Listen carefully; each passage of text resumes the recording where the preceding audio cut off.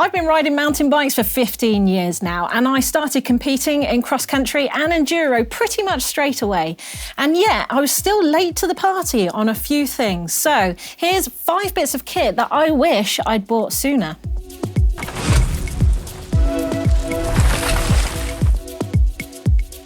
Servicing your forks makes a massive difference to the performance and the feel of your forks, but also the life of them as well. It took me ages before I decided to do a lower leg service by myself, and I realized it's really easy to do. I'd go as far as to say it's easier than bleeding your brakes. So do check out the manual on your forks to see if they can be serviced at home and see what it'll entail. You can also head over to GMBN Tech to watch one of my videos on how to do a lower leg service to see what it'll entail before you buy all the kit. However, once you are comfortable with it, it should just involve getting the right oil, which is in the manual as well, getting some syringes so that you can measure the oil, and getting the right sockets to open up your suspension.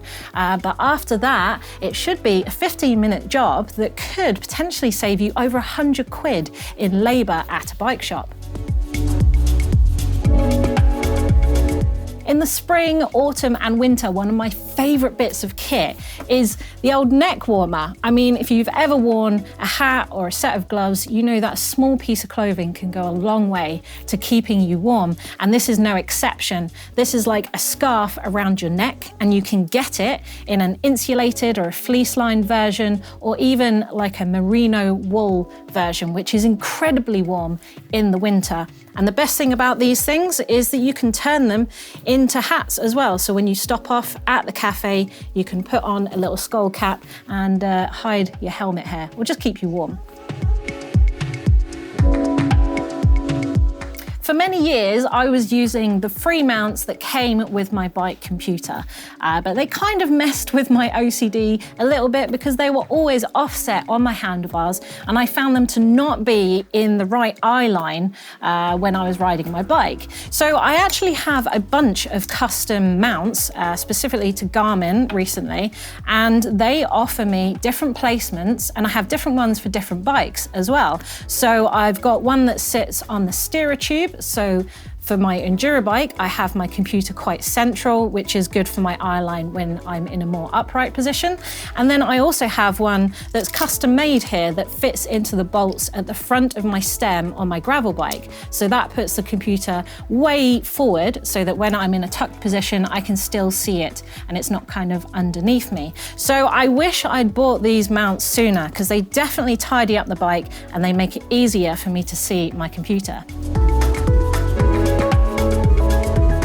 Proper winter mountain biking shoes, and preferably Gore-Tex or another waterproofing system as well. These things were, and I hate to say it, a bit of a game changer. For many years, I thought I could do with just some overshoes over my normal shoes. However, they always seem to let the cold and the water in eventually anyway, whereas these are properly sealed. They stop getting water down the tops of your shoes, and they stop water seeping in from the underside as well.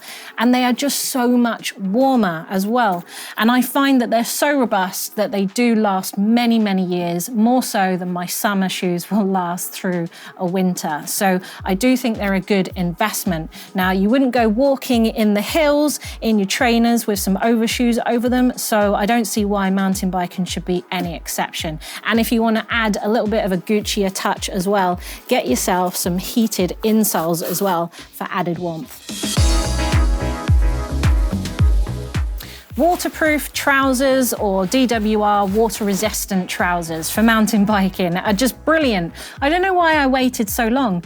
For the same reasons as my shoes, it's just nice to keep the mud and the spray off my legs. If you wear a waterproof coat, it makes absolute sense that you should be wearing waterproof technical clothing on the bottom half, the half that is closer to the trail and the puddles anyway. So handy tip is head to GMBN's shop and check out our DWR water resistant pants.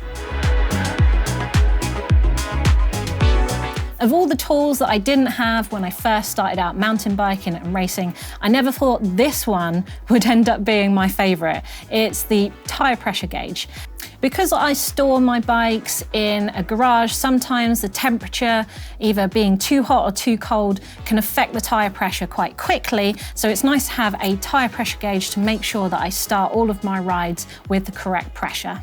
Now, track pumps can read differently depending on brands and even models, and some hand pumps don't have gauges on them at all. And if you use a CO2 canister out on the trail, you're left not really knowing what tire pressure you have. But I think it's one of the most important things to make you feel right and comfortable and get good grip on the trail. So a tire pressure gauge barely takes up any space in your backpack and there's no weight at all. And I think it is a really useful tool that I wish I had bought sooner.